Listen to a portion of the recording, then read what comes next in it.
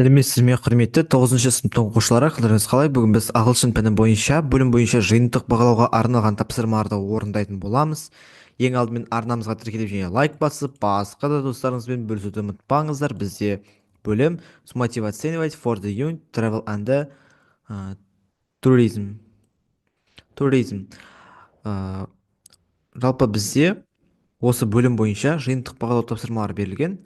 Саяхат және туризм бөлімі бойынша жиынтық бағалау тапсырмалары 4-ші тоқсанға арналған.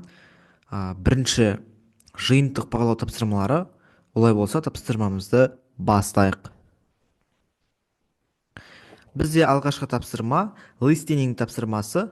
Жалпы бізде БЖБ тапсырмасы екі тапсырмадан тұрады. Біріншісі бұл листининг, екіншісі бұл бізде спикинг тапсырмаларынан тұратын болады.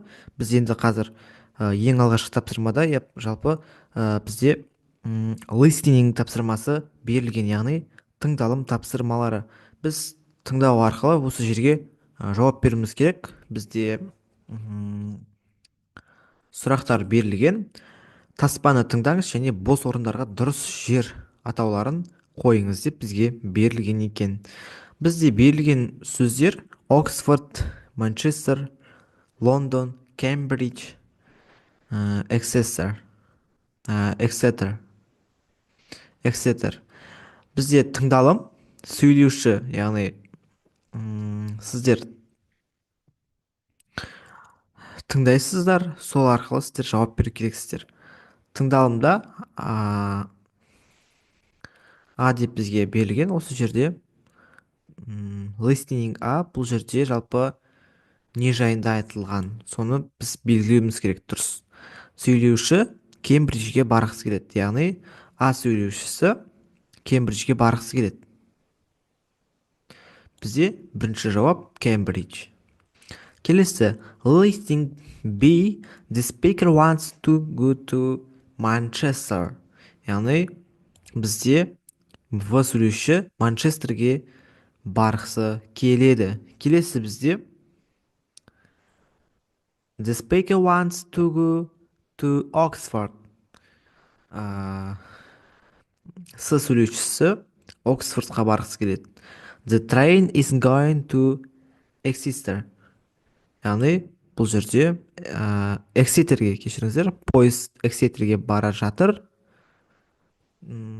Келесі бізде соңғысы, бесіншісі the passenger want to go to London. Бізде жолаушылар Лондонға барғысы келеді. Міне, құрметті оқушылар, дәл осылай орындайсыздар. Келесі біз speaking тапсырмасына көшейік. Choose one card and answer the questions.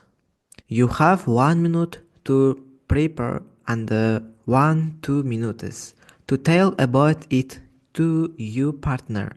Your partner will assess you speaking using the following criteria. Яғни бұл жерде сіздер тапсырмаларды осы берілген критерий бойынша орындауларыңыз керек. Төменде карталардың бірін таңдаңыз және сұрақтарға жауап беріңіз. Сізде 1 минут дайындалуға және 1-2 минут сөйлеуге уақыт бар. Сіздің серіктесіңіз сізді келесі критерийлер бойынша бағалайды деп бізге берілген. Жалпы сіздер осы жерде бағалайсыздар. My partner answer all of the questions. Яғни ол жерде барлық сұрақтарға жауап берді, пәнге қатысты сөздік қорды дұрыс қолданды, өз ойын дұрыс синтаксиспен жеткізді деген секілді бұл жерде критерий берілді. Осы критерий бойынша жұп-жұп болып өздеріңізді бағалайсыздар. Сол арқылы сіздер спикингте бағаланасыздар. Осы жерде сіздер бағаланасыздар. Яғни бір картаны таңдау арқылы сіздер бағаланасыздар. Мен енді бірінші картаны орындаған болатынмын. Жалпы бірінші картаны алдым. Are the ain places that you would particularly like to go. Бұл жерде енді былай айтылған. Мен Жапонияға баруды қатты қалаймын.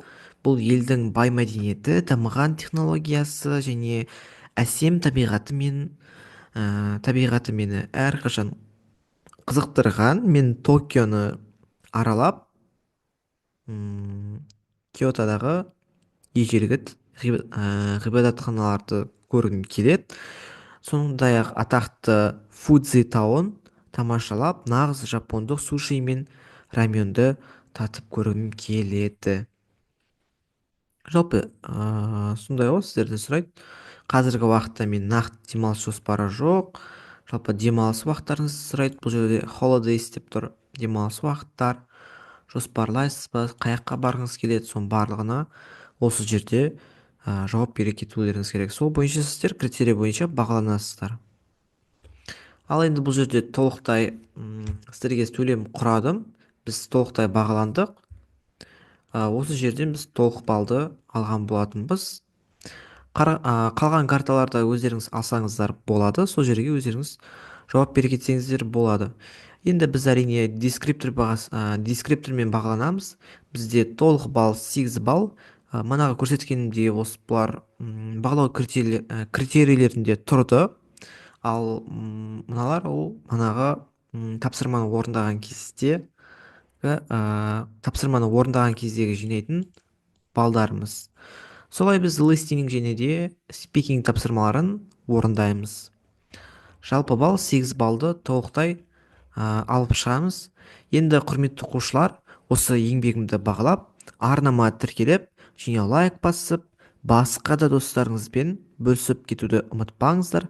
Алдағы күндеріңізде сәттілік тілеймін. Бүгінге осы, сау болыңыздар.